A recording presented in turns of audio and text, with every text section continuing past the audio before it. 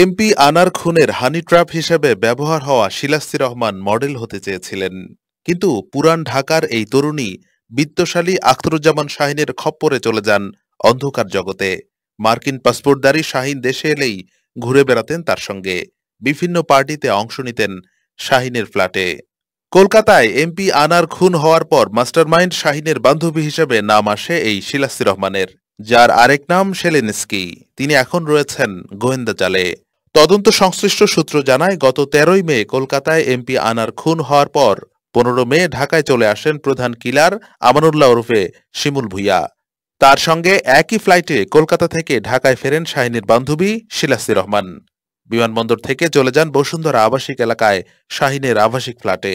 এমপিকে খুন করে সফল হওয়ায় ওই রাতেই শাহীন সেখানে ফুর্তি পার্টির আয়োজন করেন। সেখানে মনোরঞ্জন করেন এই শিলাস্তি। এর আগে ৩০ এপ্রিল শাহীনের সঙ্গে গিয়েছিলেন কলকাতায়।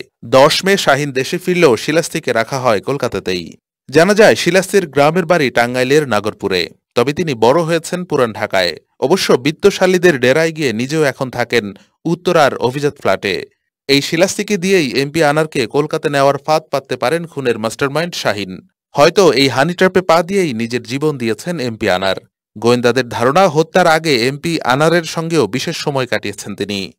তদন্ত সংশ্লিষ্টরা বলছেন, আনারকে হত্যার সময় কেউ যাতে কোনো কিছু বুঝতে না পারে সেজন্য ফ্ল্যাটে বাজানো হয় উচ্চ শব্দের মিউজিক। পর্যায়ক্রমে শরীরের বিভিন্ন অংশ চাপাতি দিয়ে কেটে আলাদা করা হয়। হাড় থেকে খুলে ফেলা হয় মাংস যাতে দ্রুত পচে না যায় সেজন্য দেওয়া হয় হলুদের গুঁড়া। কোনোভাবেই মুখ দেখে যাতে চিহ্নিত করা না যায় সেজন্য মুখ থেকে মাংস আলাদা করে তুলে ফেলা হয়। পর্যায়ক্রমে সেগুলো ভর্তি করা হয় ৪টি লাগেজে। সবশেষ আলামত মুছে ফেলতে ফ্ল্যাটের মেঝ ব্লিচিং পাউডার দিয়ে ধুয়ে ফেলা হয়। এরপরই ৩য় তলা থেকে নিচে নেমে শিলাস্তি কিসের গন্ধ জানতে চান। তখন প্রধান কিলার আমানুল্লাহ ওরফে শিমুল ভূঁইয়া তাকে জানান, সেখানে একজন বমি করেছে, তাই ব্লিচিং পাউডার ছিটানো হয়েছে।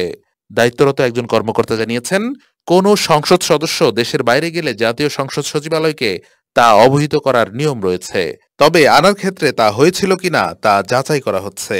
তাছাড়া কলকাতায় যে ফ্ল্যাটে খুন হয়েছেন সেখানেও তিনি স্বাভাবিকভাবে গিয়েছিলেন বলে এখন পর্যন্ত তথ্য রয়েছে। তার সঙ্গে গাড়িতে এক নারীও ছিল।